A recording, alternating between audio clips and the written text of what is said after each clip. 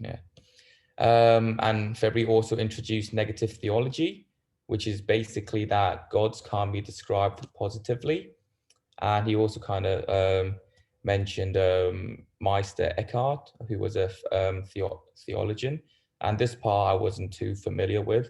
So if maybe later we could kind of just go back onto this and talk about negative theology. Sure. I mean, that's kind of Wow.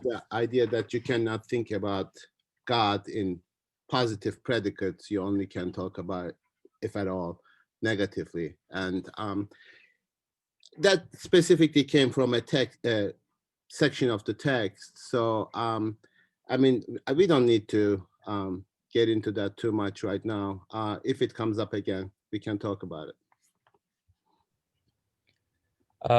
Nazi kind of shifted the class's attention like onto page 62, where Nietzsche talks about the destructive power of fire and the playfulness of the aeon.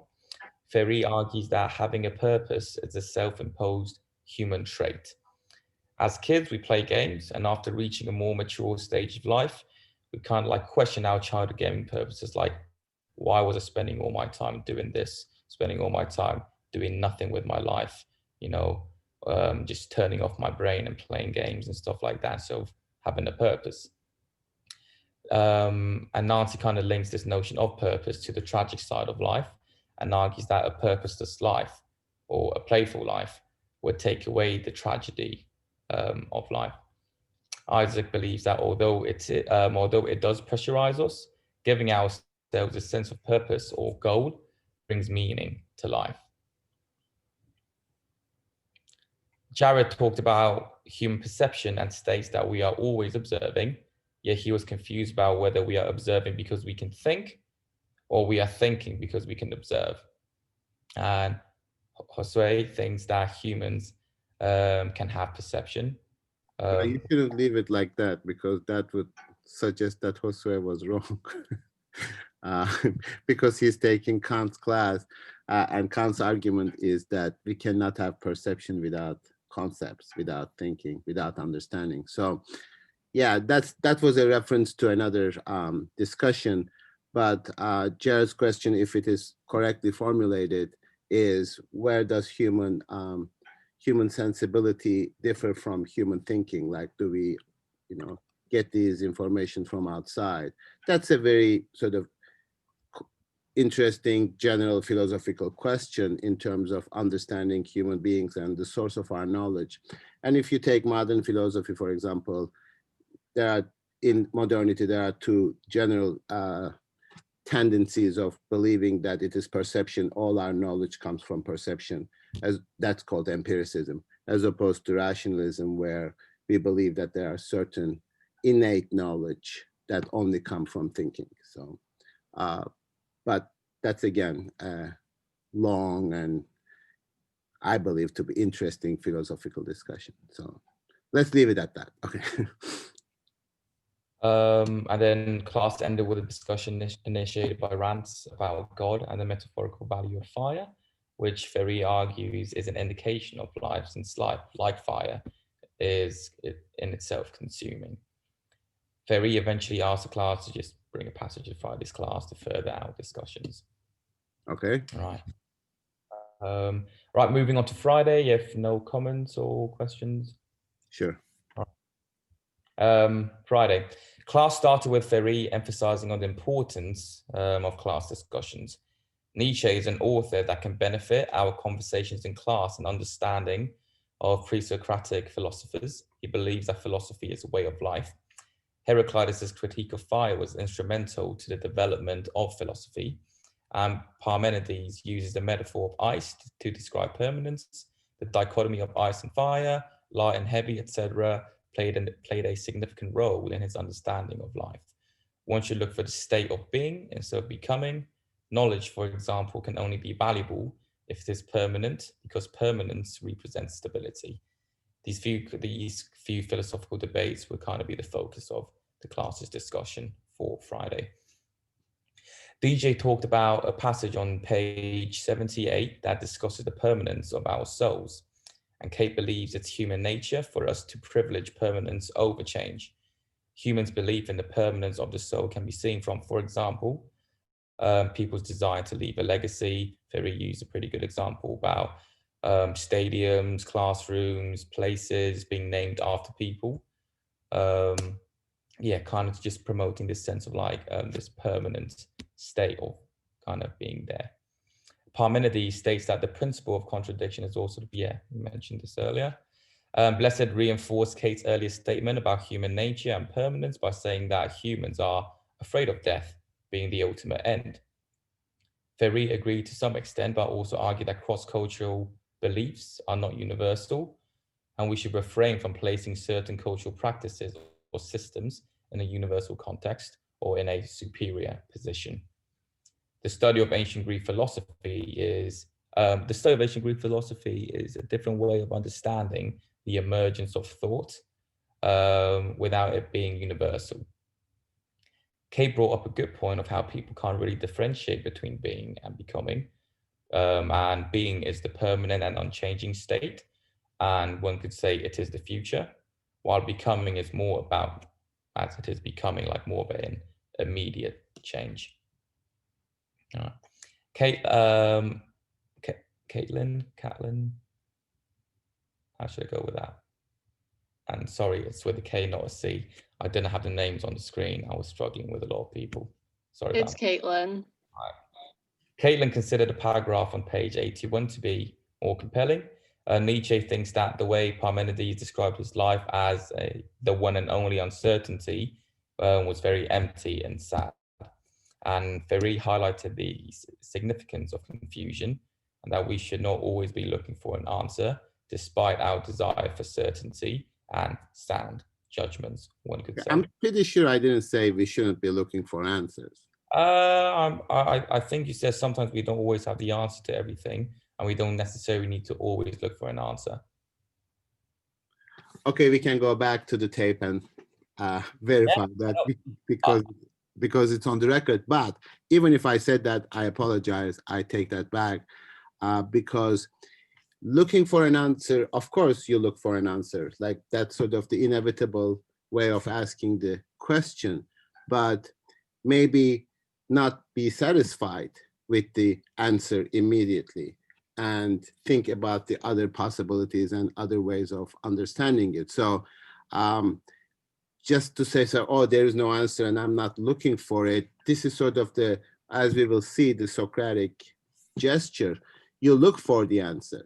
It's just that you are probably not satisfied with the immediate and sort of superficial answers. That's what I meant. So please, yeah, that's it. It's kind of just basically where we look for the answers, but we don't necessarily always get the answer that we're looking for. Okay. Olivia continued the conversation from earlier about perception and permanence, and she asked the class whether humans are capable of kind of like tapping into this permanent world, into this universal thing that we were talking about. Nancy responded that she believes permanence is a universal thing, and it's the same for everyone, if I remember correctly.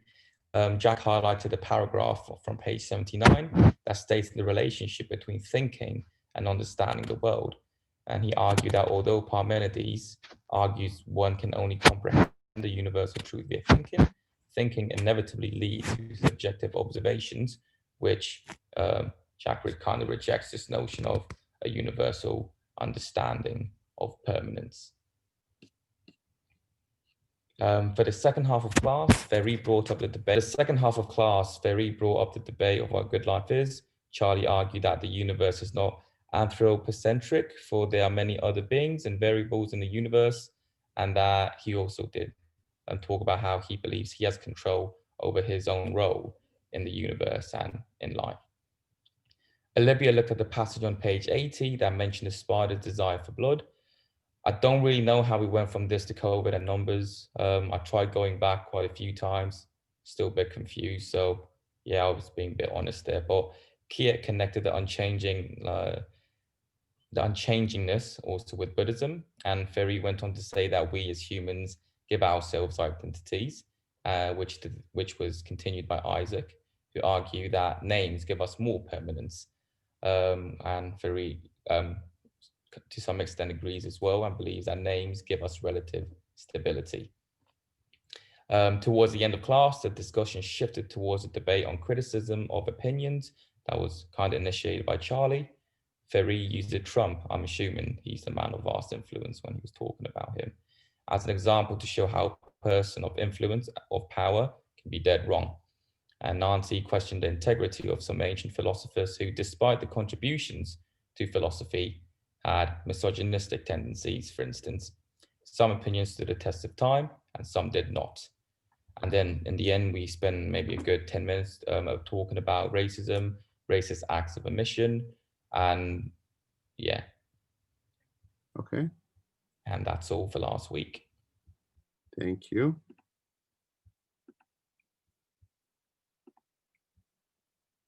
Any questions? Anybody is uncomfortable by being represented wrongly? Like when somebody says, Nancy said that, you can say like, I didn't say that. Yes, Kate.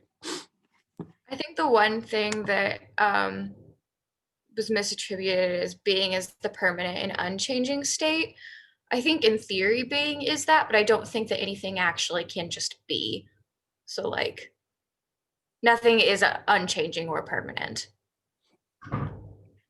Okay. At least in the physical world. And like that was just attributed to me in like the brief. And I just wanted to clarify that I don't think it can actually be in the physical world. I think that really is explained within the structure of the desire. You're absolutely right. Since nothing seems to be at least unchanging and permanent in the sensible realm, precisely because of that, we are looking for something stable, that we are trying to hold on to that. And then if it is relative stability, that's what we are counting on. And it's really our attitude that determines that more than anything else. So it doesn't make anything stable, but we look for stability at the moments of change, right? So that's, again, the kind of opposite, leading to each other. So yeah, you're right. Anything else? Nancy, do you want to correct anything? No? Okay.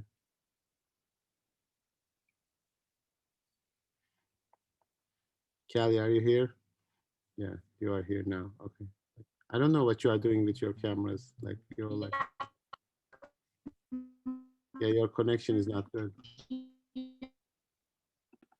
Okay, unless there are other questions and comments about the protocol and what we discussed last week about Nietzsche and the papers, I want to move on to Pierre Hadot and the what is ancient philosophy.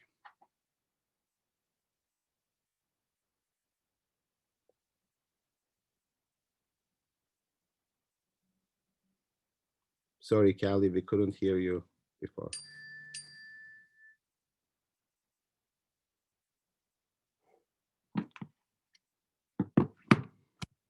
Okay, I want to start really right at the beginning, which a quote right after acknowledgements, the idea of introduction. On the left side of the page, he has this quotation, well, on the previous page, he has this quotation from Kant, which I found really interesting. And he goes, the ancient Greek philosophers such as Epicurus, Zeno, and Socrates remained more faithful to the idea of the philosopher than their modern counterparts have done. When will you finally begin to live virtuously? Said Plato to an old man who told him he was attending classes on virtue. The point is not always to speculate, but also to ultimately think about applying our knowledge. Today, however, he who lives in conformity what he teaches is taken for a dreamer. And I think I like that. I like that quotation because most of the time our relationship to what we do is fairly external. We look at it as a job. It is something that I know, I master, I teach, or don't teach or exercise or whatever. But there's something about being a philosopher or studying philosophy that has a much more intimate connection to one's life than any other way of existing, which is if there is any relationship, it's either made through love, like I love this discipline, but it really doesn't tell me how to live. So, and doesn't help me to figure out certain things. So there's something about philosophy, but the life is in 21st century is so complicated that we as human beings cannot really have an entire vision of it. And philosophers perhaps are the only, philosophy I think is the only discipline which has that kind of attempt at least to see life as a whole, not parts of it, without reducing it to different parts. So for example, I've heard chemistry professors saying like the entire world is chemistry. What else is there? And well, there's a lot of other things. I can understand how you can reduce the world and, you know, understand the world from a certain perspective. And I think maybe philosophy is the only discipline that kind of has an attempt of the whole, the entirety. So, but since it's so difficult because they are all ideal, specialized knowledges right now, that you cannot, since you cannot know everything, you should not even try to have a perspective of the whole. So I think that what Pierre Hadot is making the case in this book is that ancient philosophy, ancient Greek philosophy, has always been understood as a way of life, not as a discipline, not as a subject, not as a set of books. Okay, Charlie. Could you push back that, or I guess I could see a pushback that it is a discipline, but what differentiates it is that the vehicle which it employs, which is the human mind, is not one that changes with time. And so it's seen as something, I don't know, because like That's other, like I think. What? I think that's called psychology, not philosophy. But I'm saying that the idea of philosophy isn't reliant on technology and its innovations over time of like tangible things, but it's more reliant in human idea and thought. Well, that presupposes human idea and thought always remain the same, but it doesn't. Does it? But it exists in a state that like, because you said like chemistry seeks to reduce everything to chemical terms. No, I'm not saying that. I mean, some people might believe their discipline has a vision of the whole, the entire existence, by reducing that existence to its elemental parts. And if a chemist would say something like that, that would be everything is a chemical reaction. But that's a reduction rather than understanding the whole. But isn't philosophy just a reduction of the universe to the universe as understood by the human existence? Not necessarily, no. Not at all. In fact, like, you know, that's to the extent that all scientific activities is a human activity, so we can never stop being human. But other than that, it's not reducing everything to human existence. In fact, quite the opposite. Understanding nature is absolutely necessary for us to be able to know how to live. And since we don't today, because all our understanding of nature is what other people tell us, not our own understanding, we can't really, you know, orient our lives accordingly. So I just take like what chemist, physics people say as the reality of the physical world. I don't have a sense of that today. That's maybe our problem. So philosophy doesn't, like philosophy in principle, whatever discipline that you are talking about, presumes to understand that because it is the foundation of all those disciplines. That's the idea. So it is supposedly the least reductive in terms of human activities because it doesn't exclude anything.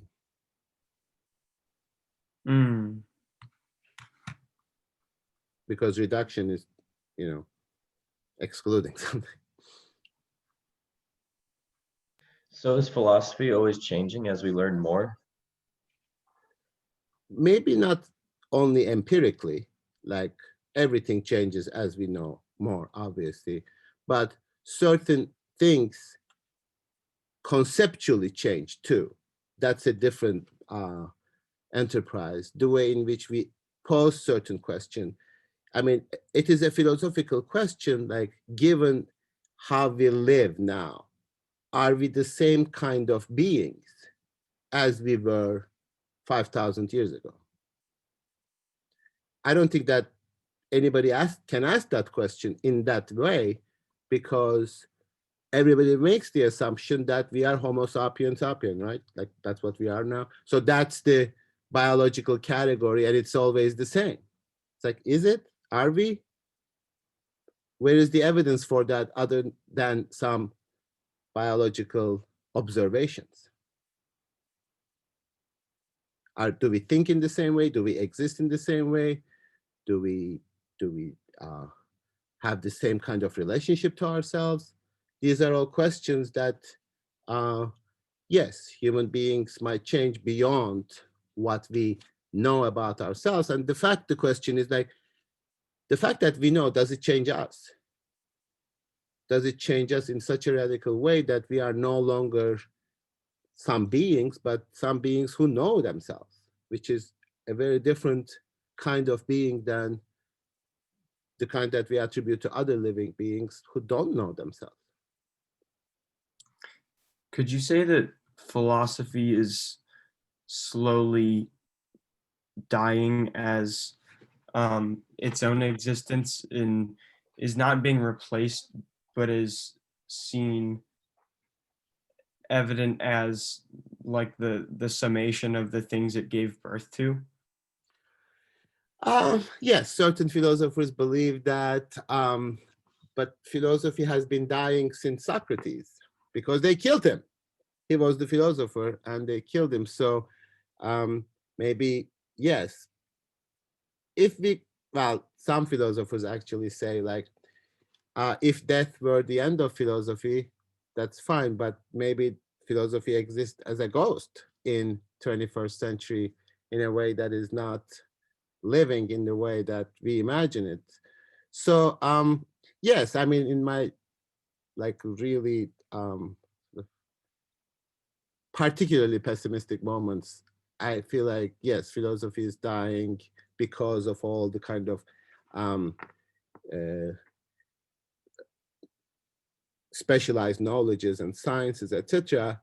And it should die. I mean, in this world, that how people live, it should die because people are not worthy of philosophy. So that's like the very kind of noble act, but it's not. I mean, it is always like, it's all, yeah, it doesn't die. So it sort of has this persistent existence in a way, which I actually make the case sometime next week or so, like why people who study philosophy are actually the best educated when they go to the contemporary world and succeed most effectively, which is kind of an irony.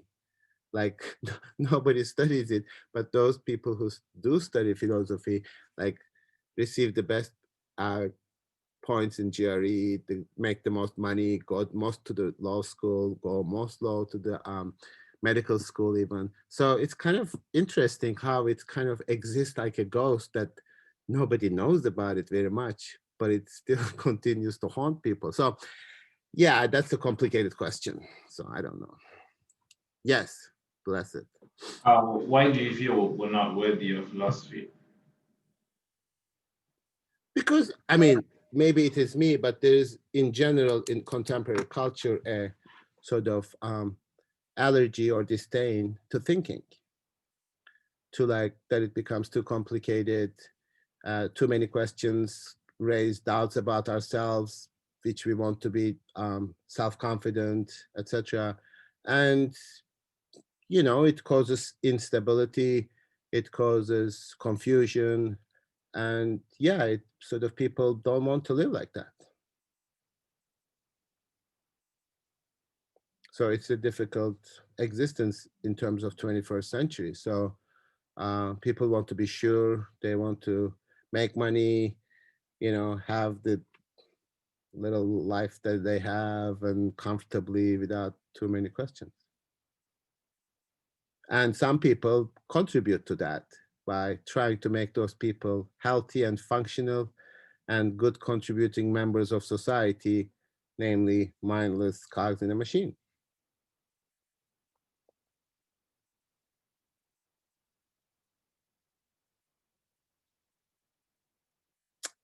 Okay, so seldom do we reflect, and the first sentence of the book, of course, is like, seldom do we reflect upon what philosophy is in itself. And that's the first sentence of the book, of the introduction. So, of course, he is going to ask that question. And he's going to say, philosophy is not just learning certain people, reading certain books. It is a phenomenon, a historical, spiritual phenomenon. And he uses this expression, spiritual, which is, it's very dangerous to use it in the 21st century, especially in the Western cultures, where spirituality really means kind of like a mental exercise or something like that, like being healthy mentally or something. But it is a spiritual phenomenon in the sense that it envelopes one's way of living, one's way of being. And it is an exercise of, as he later calls, spiritual exercises. And philosophers in the ancient world always saw philosophy as a kind of spiritual exercise. And if one wishes to understand things, one must watch them to develop and must catch them at the moment of their birth.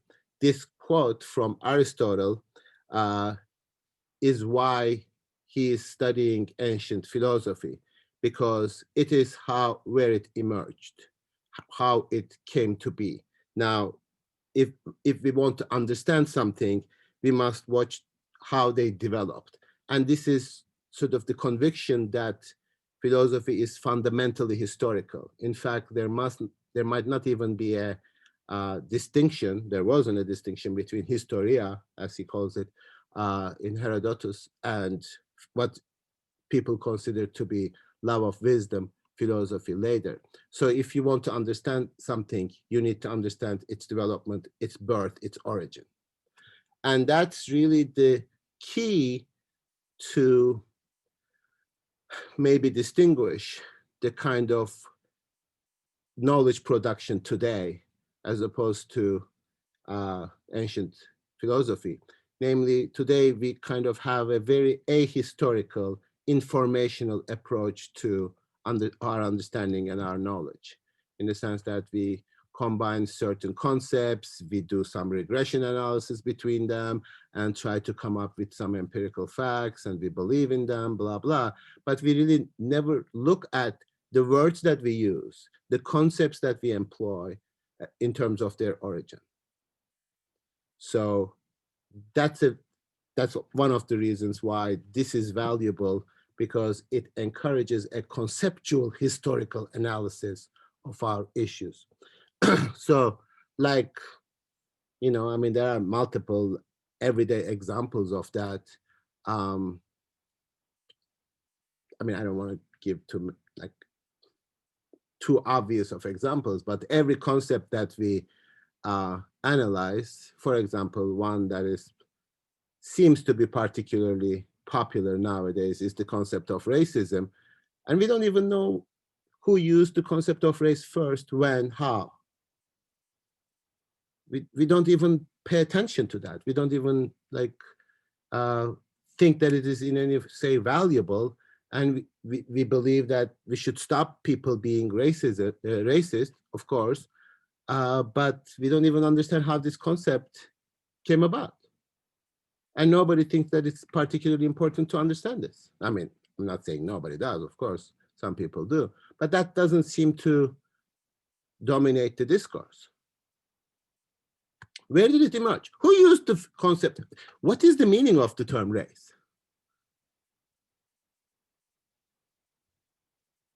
Who used it first to understand the differences among human beings?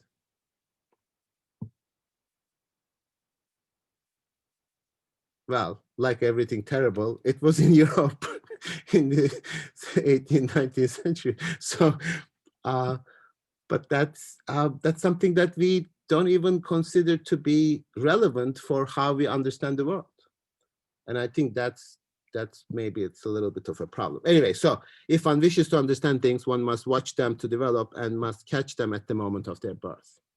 So that doesn't give you the entire, because things change, they develop, and they become something other than themselves, etc. But it is very surprising if you sort of analyze the concepts that you use in their historical context, they turn out to be very different than we imagine. Like one example that I give philosophically in 19th century is that the terms objectivity and subjectivity, they meant exactly the opposite of what they mean today. Objectivity meant something changing, not universal, always contingent, and subjectivity meant something universal and unchanging. Now we use exactly the opposite. And if we don't understand how human thinking developed, how do we understand how we think? How we ourselves think. So that's the distinction between simply teaching something, but also developing an attitude and existence in life. So even theoretical perspective, and today we operate in a very sort of simple-minded distinction between theory and practice. As a philosopher, it really sort of annoys me the most, like people say theoretical activity as distinct or abstruse or something like that, which is an expression that Jack used, which don't mean to criticize you. But theoria was really looking, contemplation. It never meant some distant sort of detached abstract activity. In fact, quite the opposite. Theoretical never means that, oh, theoretical up in the sky. When people say that, they really betray their ignorance about the concept of what theory means. They are using everyday understanding of theory, maybe a scientific understanding of theory, I don't even know, but a theory that is opposed to practical, where in ancient philosophy, theoria never really opposed to the practical. In fact, it was inseparable from the practical. So we live with these oppositions without even understanding ourselves. We use these concepts without really understanding what they mean. So he says, it is not something that you can do in solitude, although we should also question that in 21st century. Is it possible to have a philosophical community? We would either consider it a cult today, I suppose, if you had a philosophical community, or, I mean, you could say commune. I think that would be good. But maybe nowadays it is more solitude that we live, that we don't really have philosophical relationship to each other. So one concept that was incredibly important in philosophy, that friendship, which is also another definition of philia. It's not just love, but it also implies friendship. So human connection is really an inescapable dimension of philosophy. But so philosophy as a way of life is, yes, separate from philosophical discourse. And what happened in the change from the ancient to the medieval, according to Pierre Hadot, is that these ways of living became formalized and became true. So you need to live a true life. And that's only possible from a perspective of a permanent understanding of what truth is. And that's really the contribution of religion. God is the truth, and that is an unchanging, permanent, stable dogma. Now all your problem is no longer question how one should live, but to exercise how I can live according to the dictates of my religion. It becomes a completely different question. Now we are not searching for truth because truth is revealed. All we have to do is to approximate our lives to some ideal that we already think we know. That's not ancient philosophy. That's not at all what they had in mind when they said good life. Today, even when we ask the question, you should live a good life, we already presume that there is something like a good life that I know, that, you know, if I can answer in like five questions, like you shouldn't kill, you shouldn't blah, blah, etc. And then I assume that we know that. And that really impoverishes our lives, because we really don't even think about this question about what it means to be a good life. We assume that. I mean, that was the beginning of the question of morality in the previous protocol. Just because we don't explicitly question what a good life is for us, doesn't mean that we don't operate with an understanding. And that understanding is mostly dictated to us from the external world, from the contemporary society. What is a good life?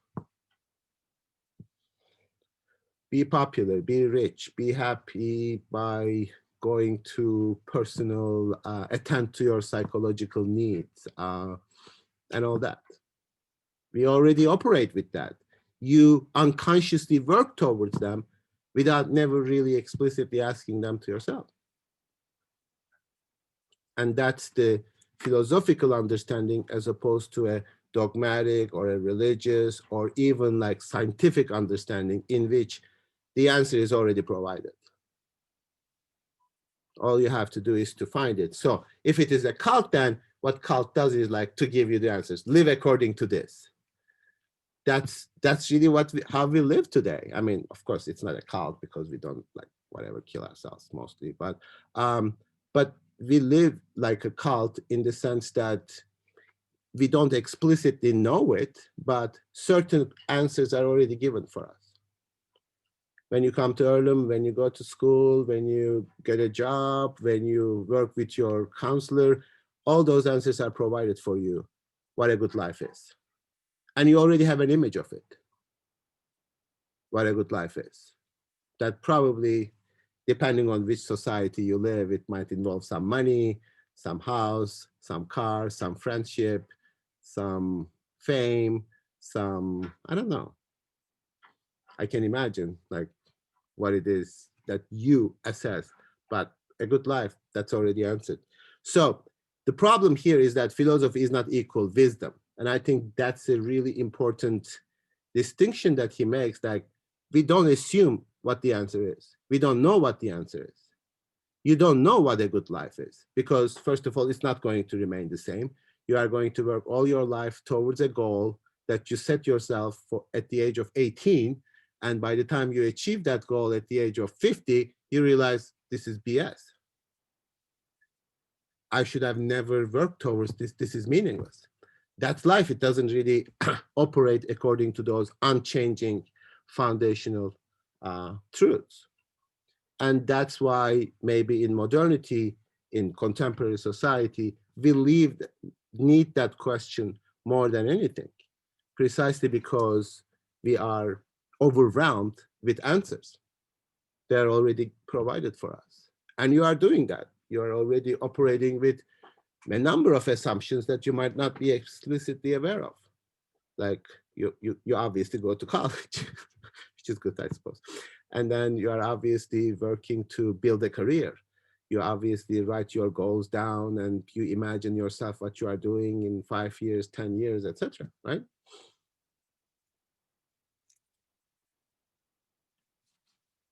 Good luck. So, philosopher is no sage, he says.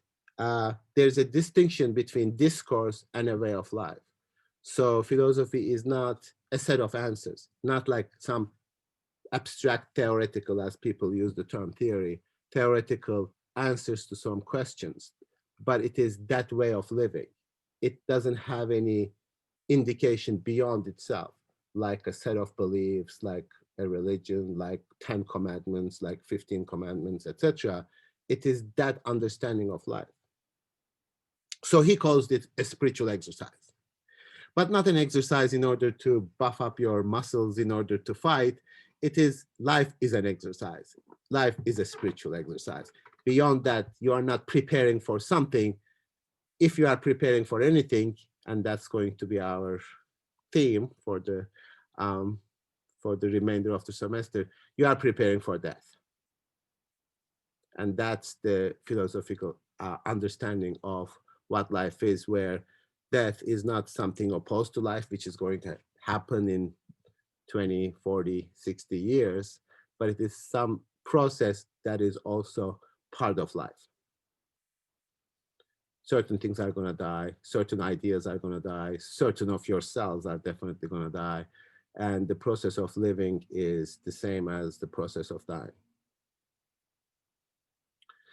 And you say it like that philosophically, and then biologists confirm that, and you feel happy about that. So it's a contemplative life, but not just like thinking in general in your mind, etc. And it is a really interesting question. Like, we do a lot of mindless activities and we don't really question them. And this is me now, not Pierre Hadot. Like, you know, I mean, I love watching soccer. I like watching American football sometimes. But I mean, they are like meaningless activities if you regard them. Like if you describe them in words, like, what is it like? Like 11 people are trying to advance a ball 10 yards in order to get to another 10 yards. This is American football, right? I was like, why are they doing that? So, I mean, if you describe it abstractly, it's a completely meaningless activity. And then there's a basket, there are two baskets, and a lot of people putting up a lot of gears and shoes and a lot of advertisement trying to put a ball into one of those baskets. That's basketball. So we are always engaged in these kind of mindless activities if you describe them without questioning.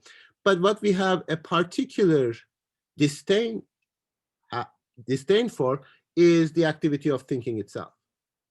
It's like, oh, that's too much questioning. That is too much thinking. That's too much reflection. How is it, and I'm not saying this is right or wrong, the more interesting question is, how is it that we evolved into being who thinks that thinking is boring? Thinking is meaningless. Thinking is too much. I don't want to do it. This is not like we each decided individually. We live at a time that we have to live in order to live somewhat happily so that we are thoughtless.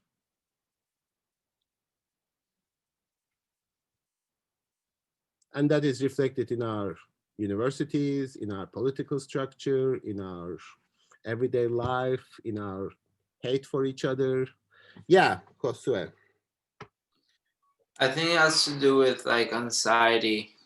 At least that could be a way to put it. I think like we, or I don't know, maybe it's just me, kind of are tired of, sorry? Did you say anxiety? Yeah. Efficient and not waste time on things that aren't actually helping you. And I think that's possibly where. Yeah. How much of your life are you spending trying to figure out where to find food? Very little. What? Very well. I mean, we're going to college so we can get jobs so we can pay for food. Really? I mean, honestly, does any one of you think that you are working in order to get food? Yeah, why not? What is the meaning of life? What is like the universe, etc. They all emerge from this immediate concern about how one should live. So philosophy was always a way of life rather than a theoretical discipline. Now, of course, for someone who studied philosophy for so long as a discipline, that speaks to me a little bit more. But whenever people decide to study philosophy or not, I always tell them, like, it's not just learning the material.